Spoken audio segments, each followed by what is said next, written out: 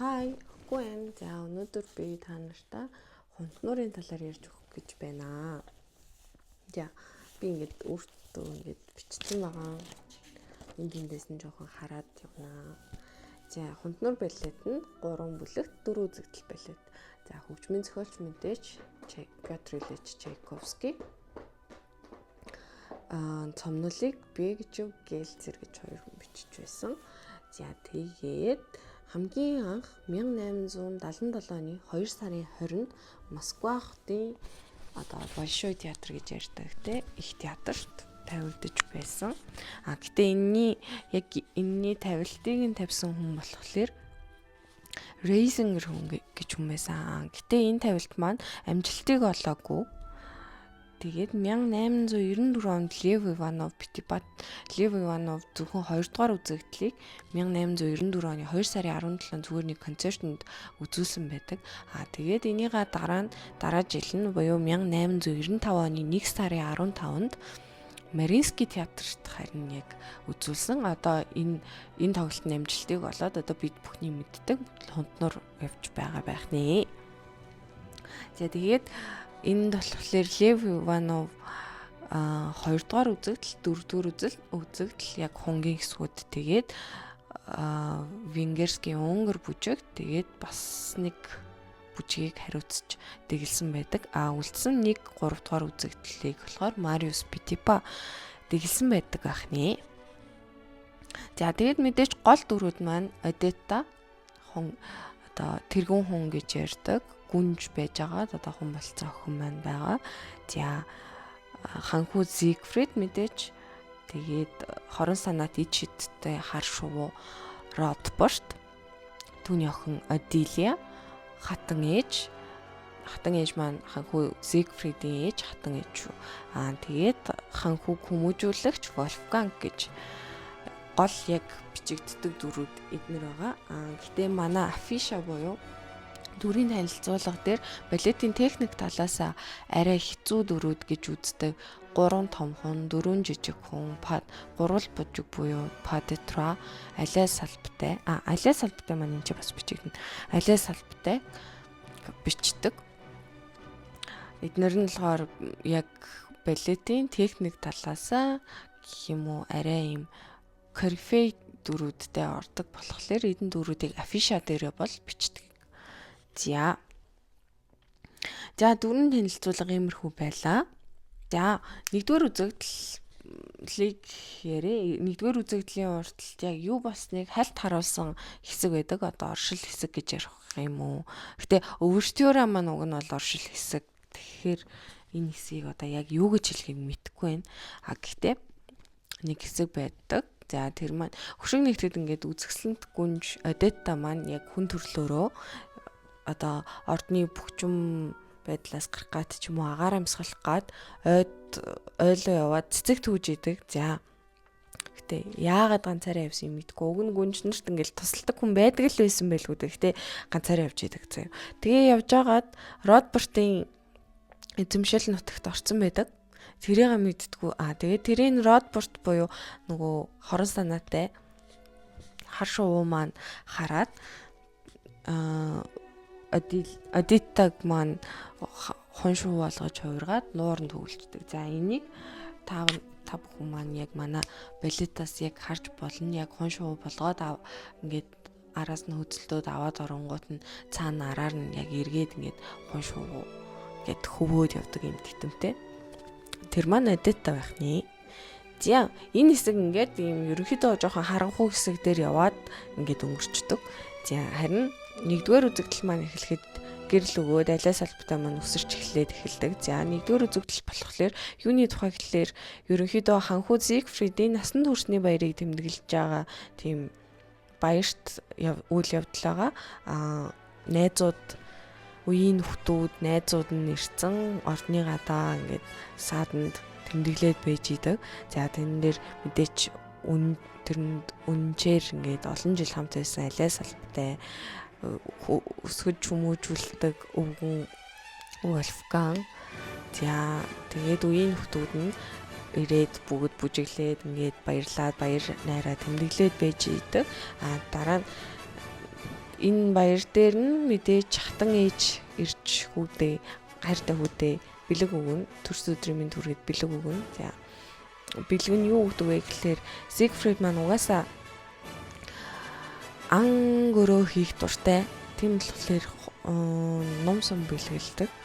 Тэгэл манай Зигфрид баярлал. Тэгэл бүгдээрээ ээжд нь хүндэтгэл үзүүлээд ёсолдог. Хатан ээжүүдээ. Тэгээд ээж нь харин нэг юм асуудаг. Чамд хайртай бүсгүй байгаа юу гэж асуудаг. Тэгэнгүүт манай Зигфрид байхгүй гэж хариулдаг. Зигфрид маань ерөөсөө дурлж үзээгүй тийм ханхүү байгаа байхгүй юу. Тэгээд байхгүй гэдэг. Тэгсэн чи ээж нь маргаашийн найран дээр чи сүт бүсгүйгээ сонгоно шүү гэд хэлчихэд тэгээ явдаг. Тэгээд тэрийг сонссноос хойш Зигфрид ерөнхийдөө л жоохон гоних тавтаал жоохон бодолд орчдөг. Тэгээд хатээжийг явсны дараагаар нөх удалгүй Вольфганг маань хүмүүжүүлэгч Вольфганг маань одоо харанхуй бүрий болж гин та нар одоо гэр гэртээ хайртаа гэд ерөнхийдөө тэгдэг. Одоо орой болж байгааг бэлэгдэж мэдэгдүүлж гин. Тэгээд найзууд нь яваад үе нөхдүүд нь явчингууд ханхүү Зигфрид айгүй эм ороод байж гин. Тэгэнгүүт алай салбитай маань нөгөө юугийн ээжийнх нь өгсөн ном сумыг гаргаж өгөө чи анд явах уу гэд ер нь нэрээ тэгья гэд. Тэгээд ийм хоёр найзаагаа дагуулад анд явдаг. Алай салбитайгаа болохоор үлдээдэг чиний үлдээ гэд манай алай салбитай гуниглаад үлддэг. Тэгээд анд явахт нь болохоор юм хон шувуудын цуваг ингээд тэнгэрт нисэж байгааг хараад тэдний зүг явдаг гэж цомнол дээр бичсэн байдаг. Яг балет дээр яг тэр хэсгийг харуулсан хэсэг байдаггүй. За тэгээд явж байгаад нөгөө гуравч мэдээч Родбуртын юун дээр орчиж байгаа шүү дээ. Родбуртын эзэмшил нутагт орчиж байгаа. Тэгээд Родбурт хоёр найзыг нь бол хөөгөө явуулчихдаг. Хоёр найз нь яагаад гүгээд явчихна. Зигфрид яагаад ч тэр хоёроосоо тасраад үлдчихдэг. Тэгээд тэгснээр ингээд ерөнхийдөө нэгдүгээр үзэгдэл маань дуусж байгаа. За хоёрдугаар үзэгдэл маань нэгэн сартай шөнө Родбуртын эзэмшил нутагт нуурын хөвөөнд хун шуудын тухай явнаа. За энэ хун шууд маань болохоор өдрийн цагаар хун болоод шөнийн цагаар охид болж хувирдаг хунгууд.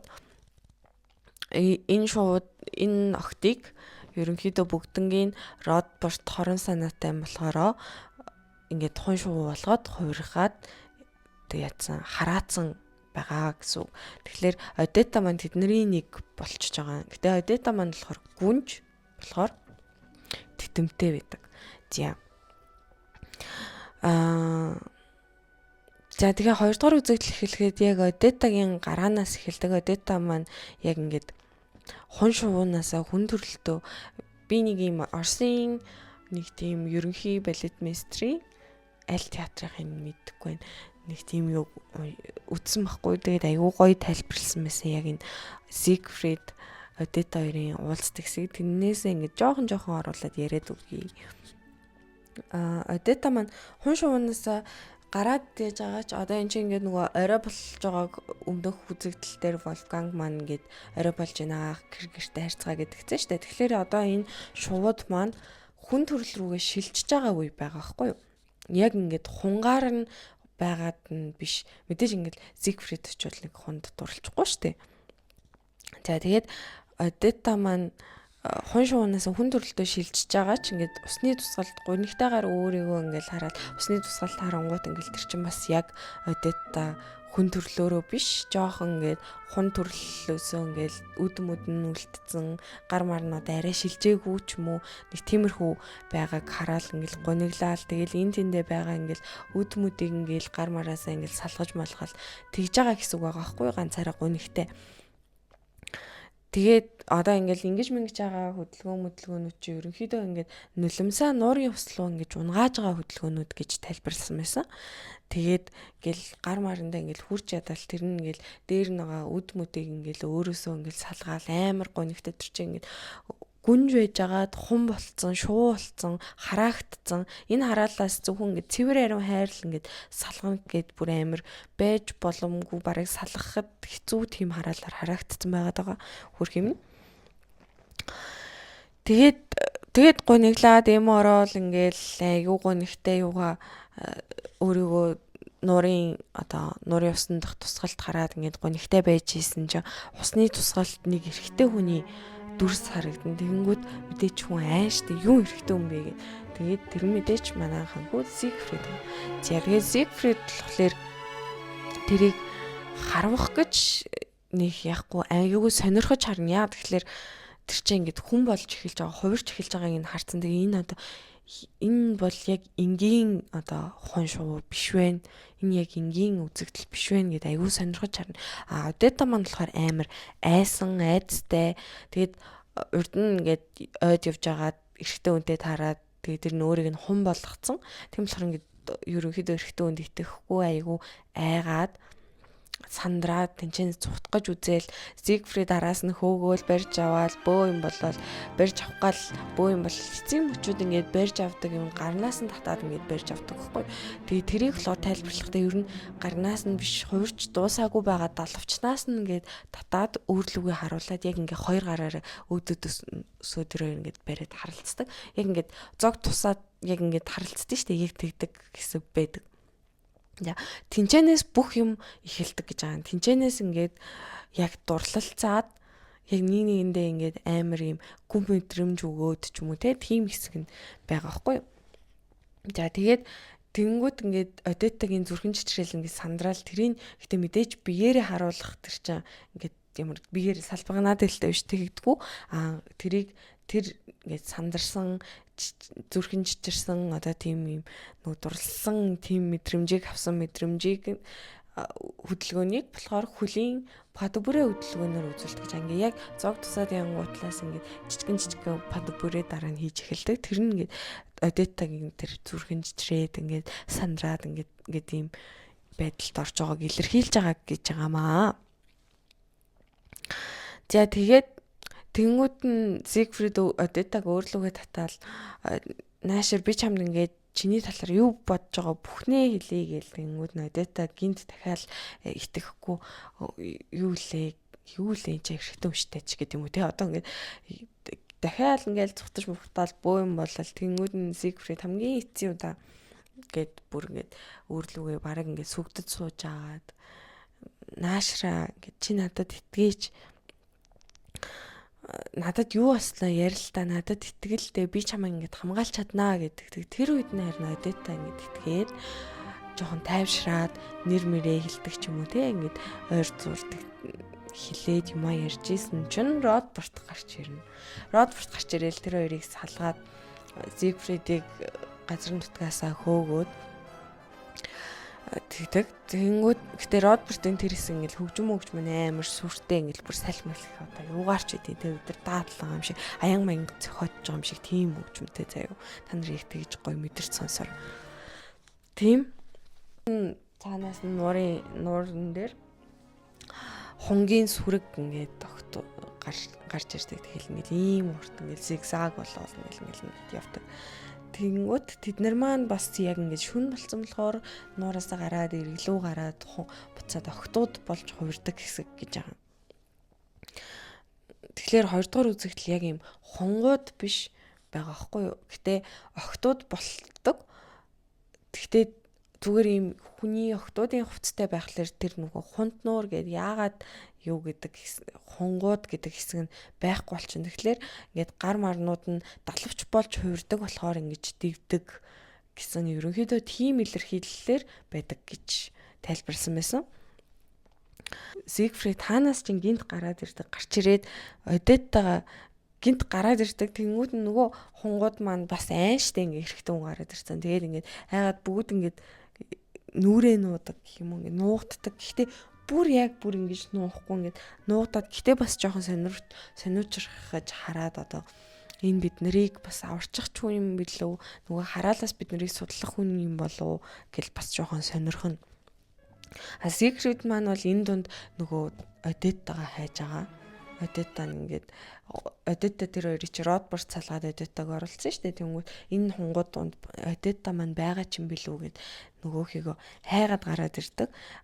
Тэгээд гэтээ нөгөө охтууд ч юм болохоор бас жоохон айцсан сандарсан ингээл тойрч гүйлдээл ингээл Зигфридийг бас ингээл наан цаан наруулаад ингээл цочроогоол байгаад яа сүрэг юм чинь тийм. Тэгэнгүүт харин Одетта маань гарч ирээд охтуудаа тайвшраа би энэ хүнийг ер нь бид нарыг хараалаа салгаж чадах хүн гэж бодож байна гэд тэгдэг. Тэгээд хүн охтууд нь тайвшраад тэгээд ерөнхийдөө алдарт цагаан адаа шүү, хунгийн цагаан адаа шүү маань эхэлдэг. За энэ адаа шууг амьдрал дээр тайлбарлах юм, амьдрал руу одоо хөврүүлж ярих юм бол эмэгтэй хүний эрэгтэй хүнд итгэх итгэлийг харуулдаг гэж байгаа. Яагаад гэвэл эмэгтэй хүн хайртай хүндээ л нууцаа хэлдэг гэж байгаа байхгүй. Тэнгүүд энэ адаа шуу дээр одоо Одетта маань яг яагаад яаж явж агаад хин өөрийг нэгээд хувиргацсан тэргээд бүх одоо Одеттагийн хувийн нууц байгаа штэ. Тэр нууцаа ингээд Зигфридэд ярьдаг хэсэг гэж байгаа байхгүй. Тийм болохоор энэ хэсгийг яг ийм хайрын эмэгтэй хүний эрэгтэй хүнд итгэх итгэлийн одоо хайртай хүнд итгэх итгэлийн адаа шуу гэж ярьж байсан. За тэгээд энэ хараалыг мэдээч зөвхөн цэвэр ариун хайрал түүнийг энэ хараалаас суллаж чаднаа гэд хэлээд Зигфридэд тэгээд энэ хоёр маань хайрлаж дурлцаад ингээд байж идэл нь үүр цайгаад Одетта маань дурлалтунтэйгээ салах ёс хийгээд тэгээд найз охидтойгоо хадан хавцлын цаагуур ингээд буцаад алга болдог. Тэгээд манай Зигфрид маань жоохон эмороод үлддэг. Ингээд 2 дугаар үзэгдэл дуусж байгаа. Тэгээд 3 дугаар үзэгдэл маань болохоор ордонд баяр найр болж байгаагаар эхэлдэг. Энэ нь болохоор ерөнхийдөө ханхүү Зигфридийн маань төрсөн насан туршны баяр буюу сүд бүсгүй одоо сонгож авах баяр гэсэн үг. Тэгээд ханхүү Зигфрид маань ээжтэйгээ зочдыг хүлээж аваад энэ тэндэл одоо Пош Итали улс цуудаас янз янзын зочид ирээд одоо гой охтуудаа гүнж нарыгаа ханхүүд одоо сүд бүсгүй болгож өгөхгүй л ээж аав нь танилцуулаад байдагч тэдний нэгэн ч Зигфридийн зүрх сэтгэлийг бол хөдөлгөж чаддгүй. Ганцхан Одеттаг л бодоод нөгөөх маань ороод л байж байгаа. Яаж одоо тэр хараалаас нь салгах хэвтэн бол гэл Одеттагаа л бодоод санаал тэгээд байж идэг. Харин энэ үед нь хорон санаат Родборт Испани цэргийн жанжин болж хувираад өдөрч ээжтэй ч өөрөө хувирчихж байгаа шүү дээ. Испани цэргийн жанжин болж хувирсан өөрийн охин Оделия болон Испани хүүхнүүдийг дагуул ирдэг. Родборт эхлээд нь Испани хүүхнүүдээр Зигфридийн одоо сэтгэлийг татах гэж хичээдэг боловч чаддаггүй. Тэгэнгүүт нь Оделияг харин Одеттатай аюул адилхан болгож хувирсан байсан болохоор Зигфрид тэр арга мэхэнд нь унаад Оделияг Одетта байна гэж бодоод үнж хайрын тангараг өргөчдөг. Хайр сэтгэлтэйгээ ингээд яга тангараглаад тэгэнгүүт нь Родборт яг эндээ цомнол дээр болохоор Родборт тэр хоёрыг адисладаг гэсэн байгаа байхгүй юу? Юун дээр болохоор яг манай балет дээр болохоор хатан ээж адислах гад яг ингэдэг санагдаж байна. Тэр үед би яг нөгөө бид нар хуцаа солих гоод дөрөвдүгээр үзэгдлийнхаа хунгийн пачка өмсгөө дээшээ явцсан байдаг болохоор сайн бас сандгүй. Хатан ээж л адислах гад байдаг да тийм. Хатан ээж маань адислах гад тэгжингууд нь цаана яг адилж эхэлж байтал цаана хойно одоо цонх гэрэлтээд Одетта гараад ингээд ниссэн сандарсан нисчээ. Одетта ерөнхийдөө Родбортын яг ийм хорон санааг мэддэг болохоор арга мэхэнд нь бас унчихгүй гэж санаа зовсондоо араас нь ирдэг гэж байгаа байхгүй. Гэхдээ Одетта маань дотор нь байгаагүй болохоор гаднаас нь хараад Зигфрид энэ өөр эмэгтэй тайртай болоод ингээд энэ хоёр сүү тавиад сууж байгаа юм байна гэд ойлгоод явцдаг гэж байгаа. Родборт болохоор Родборт гин Зигфрид болохоор дотроос Одеттаг харчаад эхлүүлсний дөнгөж ойлгож байгаа байхгүй. Тэгээд ээжээсээ гуугаад хурцнаа ойлгоод ээжээсээ гуугаад нуур руу гүүгээл явчихна. Ингээд ерөнхийдөө 3 дугаар үзэгдэл дуусч байгаа. За ингээд 4 дугаар үзэгдэл. 4 дугаар үзэгдэл маань шүн охид олон хувирсан хунгууд маань одитада санаа зовоод хүлээгээд байж идэг нөгөөхийнхөө араас одоо Ротберт яатсан бол алдсан бол яатсан бол гэж бас айгүй санаа зовж байгаа шүү дээ. Бүгд адилхан одоо Ротбертоор хун болж хувиргуулсан болохоор тэгсэн чинь ашгүй одитта ирээд гэхдээ Зигфрид өөр хүнд хайртай болсныг хэлээл. Тэгээд одоо надад ингээд би одоо үхээс өөр аргагүй болж ин доо гэл айгу сэтгэлээр унаал тэнгүүд нөхдүүд нь ингээл нөгөө хийж тайтгаруулах гал ингээл бас тойрчгүй л дээл ингээл байж итлэн Зигфрид түрээд ирнэ. Зигфрид ирээд одитагаа хайна. Охтууд Зигфридийг ирэхээр охтууд ингээд эн тэнд ингээд тойрог болоод суучдаг. Тэгэл Зигфрид очоод нэг нь босгоод нэг тойрогоор нь босгоод нөгөө одитагаа хайгаал хамгийн сүүлд нь одитагаа олно. Одита маань гэтээ шууд бас ингээл нүүрэхгүй нөгөө өөр хүнтэй сууж байгаа л гэд бодчихж байгаа юм чи. Тэгэл тэр үед нь харин Зигфрид ингээл өөрийгөө тайлбарлаад би ингээд мэхлүүлцэн ингээд чамтай үнэхээр адилхан болсон байсан гэл одоо хэлдэг ч юм уу те тайлбарладаг. Тэр үед нь Ротберт гарч ирээд Зигфридийг алхаж оролддог. Тэр болохоор нуурын усыг үерлүүлээд тэгээд Зигфридийг живүүлж алах гэж тэгдэг гэд хийж байгаа. Ерөнхийдөө тэгдэг байх. Гэхдээ тэрнээс нь одитта хамгаалдаг гэд одитта өөрөөрөө хамгаалаад өөрийнх нь оронд хавцлаас юулуу услуу нуурлуу үсрээд нөгөө хадаа хавцал гэдээ яриад байгаа ш. Тэрэн дээрээс Зигфридийг унгааж үерлсэн нуурын усанд живүүлж алах гэж оролддог гэдэг жаан тэгэнгүүт одитта өмнөөс нь үсрээд өөрөөрөө ерөнхийдөө Зигфридийг хамгаалдаг гэд тэгсэн байгаа байхгүй юу. Манайд болохоор тийм хэсэг байхгүй байгаа. Манайд болохоор Зигфрид Ротберт хоёр яг тулалдаад нөгөөнийг яг ийм яг ид шидийг агуулдаг малгай ч юм уу те толгойн тэр юмыг Зигфрид авчдаг. Тэгээд өөрийг нь хаднаас ингэж шидчихдэг Ротбертыг. Тэгээд араас нь малгайгийн шидэд өнгөд нөгөөх нь ингэж дэлбэрэл амар юм гэрэл мөрлөн ингээл гараал. Тэгээд ингээд Ротберт төгснээр хараал арилаад одитта маань буцаад гүнж болоод гараад ирдэг. Тэгээд нөгөө хоёр маань нийлээд буцаад сайхан аз жаргалтайгаар дуустдаг байх нэ. За тэгтээ ерөнхийдөө зарим улсын хунтнуурууд болохоор бас яг одитта хүтэг гэд яг юм трагический эмгэнэлт юугаар бас дууссан хувилбаруу зөндөө бас байд юм байлээ.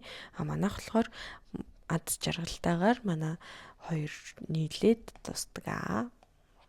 За нэг иймэрхүү байна. Баярлалаа. Анх удаага ингэж яг ярьж байгаа болохоор бас жоох эвгүй байд юм байна. Эмх цэгцгүй ярьсан бол уучлаарай. Тэгээд дараа анхаарч хичээх болно. Баярлалаа.